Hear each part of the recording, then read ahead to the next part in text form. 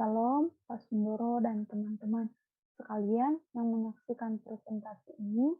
Saya Yulia Darlin akan mempresentasikan tentang iman menurut surat Yakobus yang saya ambil dari Yakobus 2 ayat 26. Yang pertama akan kita bahas mengenai eksegesi kitab, yaitu analisa historis. Dimulai dari analisa historis. Analisa historis terbagi dua, yaitu historis umum dan historis teks. Pertama, historis umum. Penulis kitab atau surat Yakobus adalah Yakobus saudara Yesus. Waktu dan tempat penulisan di Yerusalem sekitar tahun 45 sampai 49 Masehi. Penerima kitab atau surat ini yaitu orang Kristen Yahudi. Latar belakang penulisan yaitu sebagai pemimpin jemaat di Yerusalem, Yakobus merasa bertanggung jawab untuk memberikan nasihat-nasihat kepada orang-orang Kristen yang berlatar belakang agama Yahudi. Jadi Yakobus tahu keadaan para pembaca dan ada keinginan untuk mengarahkan mereka dalam pergumulan yang mereka alami. Orang Kristen Yahudi saat itu tidak mudah terlepas dari pengaruh tradisi dan kepercayaan lama mereka yang dipraktikkan dalam kehidupan sehari-hari, sehingga hal itu memberikan dampak bagi kehidupan iman percaya mereka. Dengan memperhatikan aspek itu, maka ada masalah utama yang sedang dihadapi oleh orang Kristen Yahudi, yaitu hubungan antara tradisi keagamaan lama yang sudah sangat melekat dalam kehidupan keseharian mereka dengan hal kehidupan iman kekristenan. Jadi Yakobus menulis surat Yakobus ini untuk membangun semangat orang percaya Yahudi yang sedang menderita berbagai pencobaan yang menguji keimanan mereka. Dan Yakobus juga ingin memperbaiki berbagai pengertian yang salah mengenai sifat iman yang menyelamatkan. Yakobus pun menasihatkan, bahkan membina mereka mengenai hasil-hasil praktek iman mereka dalam hidup yang benar dan perbuatan baik. Yang kedua, historis teks. Dalam surat Yakobus 2 ayat 14-26 dapat dilihat bahwa orang-orang Kristen saat itu menetapkan pengajaran tentang iman dari Yakobus. Mereka saat itu percaya dan beriman kepada Allah, tetapi tidak mengakui bahwa iman harusnya disertai perbuatan nyata. Makanya Yakobus mengajarkan iman yang sesungguhnya kepada mereka, karena mereka cuma hanya tahu mereka sudah beriman, sudah percaya, tapi mereka tidak mengakui bahwa kalau sudah percaya harus ada perbuatan yang dilakukan, harus ada buahnya. Jadi Yakobus mengajarkan iman yang sesungguhnya itu seperti apa bagi mereka. Oke, kita lanjut Kak. Yang kedua, analisa konteks. Analisa konteks juga terbagi dua, yaitu konteks umum dan konteks khusus. Yang pertama yaitu konteks umum. Surat Yakobus ini membahas topik utama tentang penghayatan iman, menjadi seorang pelaku dan bukan sekedar pendengar firman. Di sini ada penekanan yang lebih besar kepada praktek iman Kristen. Karena surat Yakobus menaruh perhatian utamanya untuk memberikan langkah-langkah yang bijak dalam menjalani kehidupan sehari-hari, terlebih dalam hidup kekristenan mereka. Mereka sudah percaya, sudah beriman, hanya tinggal bagaimana mereka melakukan dalam tindakan nyata mengenai keimanan mereka. Yang kedua, konteks khusus. Dalam surat ini, Yakobus menghibur orang yang menderita, mengajar dan menegur mereka yang menyeleweng, dan mengikat perbuatan dengan iman serta pengajaran lebih ditujukan kepada orang-orang Kristen Yahudi. Jadi di Yakobus 2 ayat 14, kalau kita lihat, dan selanjutnya Yakobus dia menghibur, ada orang yang menderita, dia hibur, dia mengajar mereka, bahkan ada yang tidak sesuai kebenaran, dia tegur. Bahkan dia ingin agar perbuatan dengan iman itu diajarkan kepada mereka. Jadi mereka mengerti bahwa iman itu harusnya disertai perbuatan. Makanya dikatakan pengajaran ini lebih ditujukan kepada orang-orang Kristen Yahudi yang kalau kita lihat tadi latar belakangnya bahwa mereka masih tidak mudah terlepas dari tradisi lama mereka, sehingga itu yang memberikan dampak dari keimanan mereka. Selanjutnya kita bahas ke 3, yaitu analisa gramatikalnya. Dari Yakobus 2 ayat 26. Dalam terjemahan baru dikatakan, sebab seperti tubuh tanpa roh adalah mati, demikian juga lah iman tanpa perbuatan-perbuatan adalah mati. Dalam bahasa aslinya,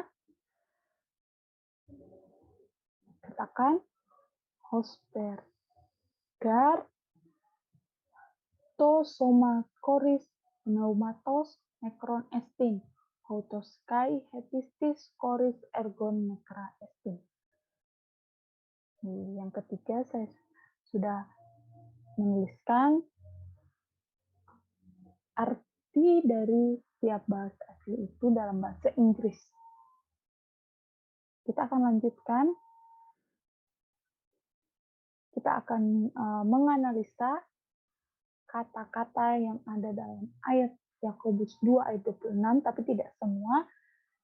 Hanya kata-kata yang penting yang akan saya bahas di sini. Kata-kata yang bisa menekankan apa sih maksud ayat ini sebenarnya.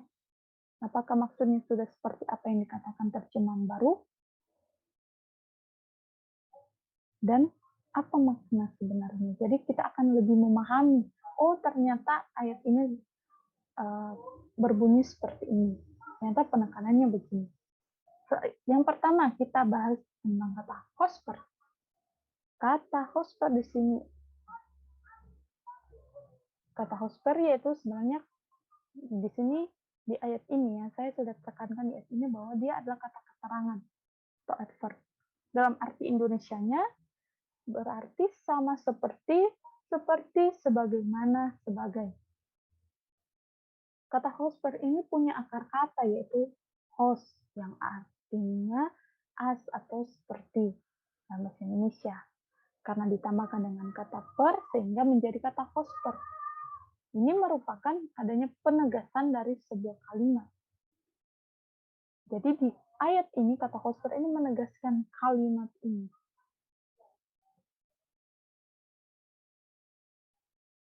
Jadi Yakobus menggunakan kata hosper sebagai penegasan dari sesuatu yang telah ditegaskan sebelumnya. Jadi di ayat ini Yakobus kembali menegaskan pernyataannya mengenai iman. Yang kedua kata gar. Kata gar adalah kata penghubung atau conjunction.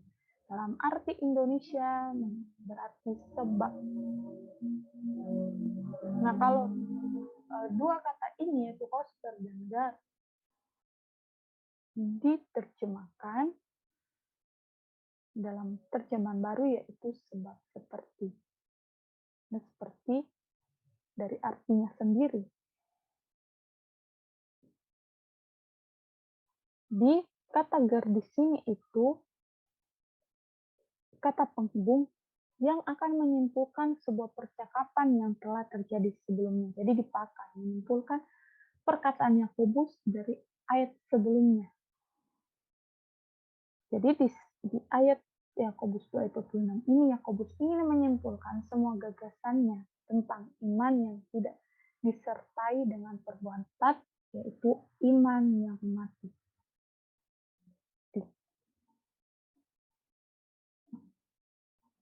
Selanjutnya, kata soma. Nah, bahas ke kata soma, itu adalah kata benda gender netral, kasus nominatif tunggal yang dalam Indonesia diartikan tubuh, diri, hidup, badan jasmani. diri itu badan jasmani. Nah, kata soma ini penggunaannya itu tidak mengarahkan kepada tubuh seseorang secara langsung, melainkan kata soma di sini digunakan sebagai perbandingan atau metafora untuk memperjelas pernyataan Yakobus mengenai iman tanpa perbuatan adalah iman yang mati. Jadi makanya lebih tepat kalau kata soma di sini diterjemahkan dengan kata badi atau tubuh. Selanjutnya, kata pneumatos. Kata pneumatos itu adalah kata benda gender neuter kasus genetik tunggal yang dalam bahasa Indonesia diartikan roh, napas, hati, jiwa, dan nyawa. Jadi kata pneumatos kalau kita melihat di konteks ayat ini lebih tepat diterjemahkan dengan roh atau napas. Kalau kita lihat di sini, kata pneumatos ada dalam bentuk genetik, di mana dia menjelaskan bahwa roh itu milik dari tubuh. Jadi kalau roh itu terpisah dari tubuh, maka tubuh tidak akan berfungsi atau tubuh itu pasti akan mati. Jadi nanti mati atau dalam bahasa aslinya tadi nekron, atau dalam bahasa Inggrisnya death. Kita akan bahas selanjutnya, yaitu kata hepistis. Kata hepistis. Dua kata ini berkaitan, dibaca hepistis. Dia berkaitan ya. Terus kata he, dari kata he pertama, itu kata sandang, gender feminim, kasus nominatif tunggal. Dan kata pistis yang mengikutinya yaitu merupakan kata benda, gender feminim, kasus nominatif tunggal. Jadi di sini karena kata he itu adalah kata sandang, lalu diikuti dengan kata pistis yang merupakan kata benda. Jadi dia akan berfungsi sebagai subjek atau pelaku. Jadi kata hepistis adalah kata benda yang berarti iman, kesetiaan, janji, bukti kekuatan iman. Dari hepistis berarti iman, kesetiaan, janji, bukti, dan kekuatan iman. Di kata ini, kata pistis itu ada beberapa yang memakai akhiran seperti pistikos dengan akhiran os yang punya arti murni dan sungguh-sungguh. Lalu ada pistewo dengan akhiran ewo yang berarti beriman, percaya kepada Allah, kepada Allah atau kepada Kristus, mempercayai, meyakini seseorang atau suatu benda sebagai objek yang dapat dipercayai atau mempercayakan sesuatu kepada orang lain. Kata pistis itu berarti punya kepercayaan atau iman yang sungguh-sungguh kepada Kristus. Terus selanjutnya kata ton ergon. Kata ton adalah kata sandang dengan gender neuter atau netral. Kalau diterjemahkan dalam bahasa Indonesia yaitu ini atau itu. Jadi kata ton ini berfungsi untuk menunjukkan fungsi dan hubungan antara kedua kata benda, sumber atau pemilik. Jadi kata ini juga sangat menentukan atau menunjukkan bentuk kasusnya, gender, dan jumlah dari kata benda tersebut. Jadi kata yang mengikutinya ada kata ergon. Kata ergon yaitu kata benda, gender neuter, kasus genetif jamak.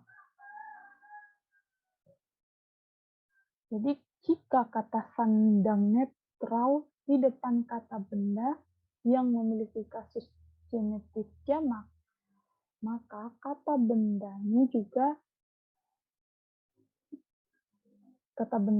juga mempunyai kasus genetik jamak, tapi arti yang sama. Dan arti ergon ini dalam bahasa Indonesia yaitu perbuatan. Karena dia dalam bentuk jamak, berarti dia adalah perbuatan-perbuatan. Jadi perbuatan apa yang maksud di sini? Yaitu perbuatan kasih kepada sesama sebagai sebuah iman. Kalau kita bisa lihat di Yakobus 2 ayat 14, ayat 15, dan ayat 17. Selanjutnya, ada kata nekra dan estin. Kata terakhir, kalau kita lihat di kalimat bahasa aslinya, nekra dan estin ini sebenarnya sudah di kalimat awal juga ada, tapi saya bahas di kitab ini artinya sama, tapi saya bahas di terakhir. Lihat, kata nekra itu adalah kata sifat gender feminim, kasus nominatif tunggal yang dalam bahasa Indonesia berarti mati, mayat, tidak bernyawa, sia-sia, tidak berguna. Nah, kata nekra ini diikuti dengan kata estin. Kata estin yaitu kata kerja present indikatif aktif orang ketiga tunggal yang berarti adalah. Jadi, kata kerja estin ini adalah kata kerja yang terus-menerus dilaksanakan dan betul-betul dilaksanakan secara berulang-ulang. Jadi tidak hanya sekali, tapi berulang-ulang kata estin ini. Jadi kata estin ini menerangkan bahwa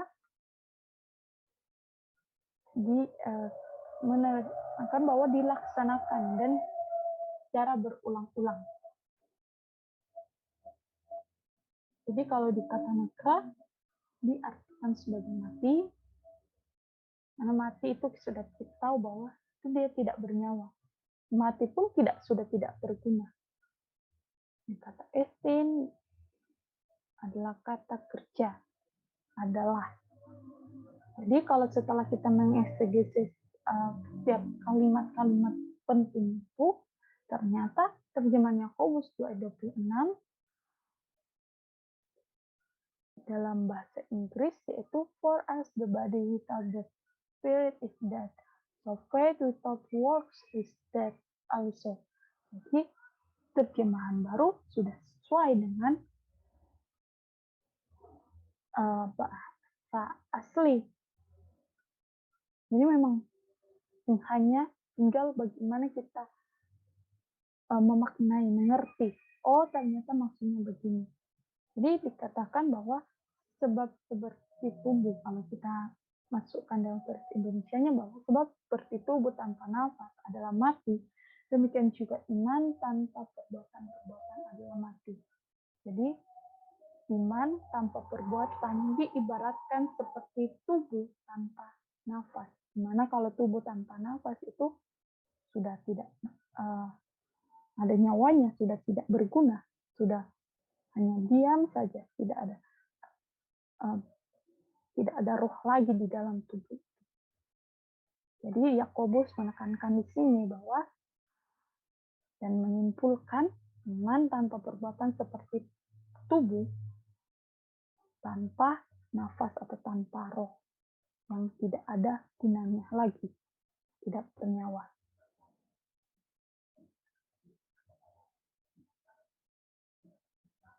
Di Yakobus 2 ayat 26 itu merupakan metafora yang jelas antara iman dan perbuatan. Yakobus menggambarkan hubungan ini seperti tubuh tanpa roh atau nafas adalah mati. Demikian juga iman tanpa perbuatan adalah mati. Jadi gambaran ini merupakan penegasan Yakobus dari ayat sebelumnya, yaitu ayat 14, 17, dan 20.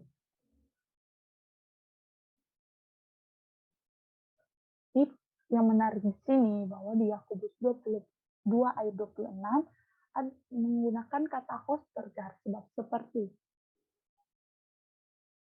yang sudah dijelaskan tadi, di mana kata ini menegaskan atau menyimpulkan hal yang sudah ditekankan oleh Yakobus sebelumnya.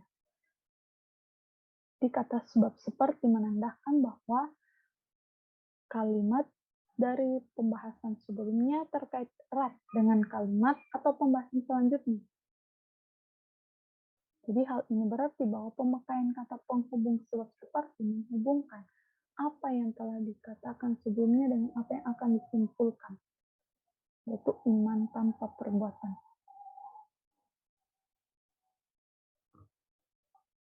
Jadi Yakobus menekankan bahwa betapa pentingnya perbuatan baik yang berdasarkan iman sejati. Iman yang sejati dan yang menyelamatkan adalah iman yang bertumbuh secara progresif yang nyata dalam perbuatan. Jadi, kita lihat bahwa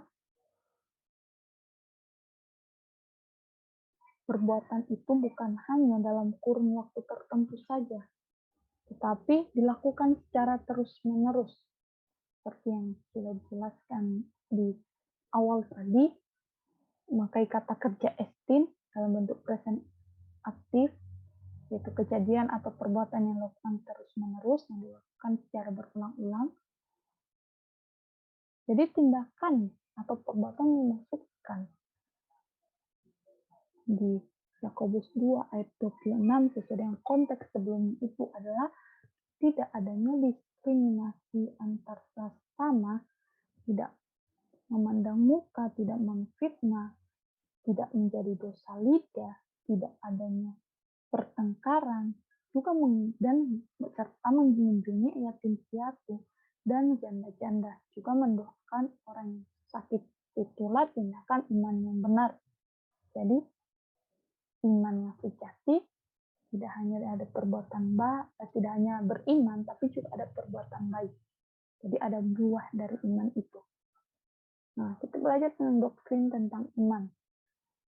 Iman adalah suatu kepercayaan yang kokoh kepada Allah dan Kristus tanpa ada keraguan sedikit pun. Jadi, iman yang membenarkan atau menyelamatkan itu adalah iman yang bersumber dari Kristus dan berdasarnya kepada Kristus. Jadi, iman yang benar itu selalu dalam perbuatan yang baik sebagai buah iman yang sejati. Nah, penulis surat Yakobus, yaitu Yakobus, menuliskan bahwa tidak ada orang yang akan diselamatkan atau dibenarkan hanya dengan mengandalkan iman saja. Kalau kita lihat ayat 14, katakan apakah gunanya, saudara-saudaraku, jika seseorang mengatakan bahwa ia punya iman, tetapi tidak punya perbuatan. Jadi, bisakah iman itu menyelamatkan dia? Ayat 14 jelas sekali. Jadi, dalam bagian ini, Yakobus menghubungkan antara iman, perbuatan, dan keselamatan. Sehingga ada pertanyaan dalam ayat 14 itu. Dan lalu Yakobus memberikan argumentasi dalam bentuk ceritanya. Jadi ini dalam bagian teks ini menunjukkan bahwa Yakobus sangat menekankan adanya pembuktian dari pengakuan seseorang yang menyatakan bahwa dia beriman. Jadi kita dapat membuktikan bahwa Yakobus tidak menentang keselamatan oleh iman atau percaya kepada firman Allah. Tapi apa yang dimaksud Yakobus dengan iman dan perbuatan? Apa yang dilihat mengenai hubungan antara iman dan perbuatan dalam kehidupan orang percaya? Nah, sebuah pertanyaan bagi kita. Nah, berdasarkan pertanyaan itu, ada dua hal yang bisa kita pelajari. Yang pertama, iman yang hidup. Iman yang hidup adalah iman yang dipraktekkan secara nyata dalam kehidupan. Tapi perlu dipahami di sini bahwa tindakan itu bukan hanya sekedar tindakan yang membabi buta tanpa pengertian sama sekali. Tapi iman yang hidup itu ialah iman yang diwujudkan tidak hanya dalam kata-kata atau pengakuan, melainkan juga dalam tindakan. Tindakan yang benar. Dan iman yang dimiliki, contohnya iman yang dimiliki oleh Abraham.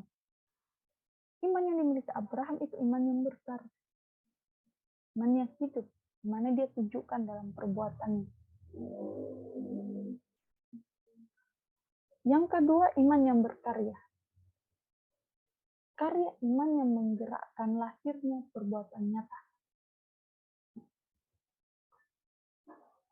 Jadi, kalau tidak menggerakkan lahirnya perbuatan nyata, itu bukan iman yang hidup. Apalagi kalau itu tidak menggentarkan.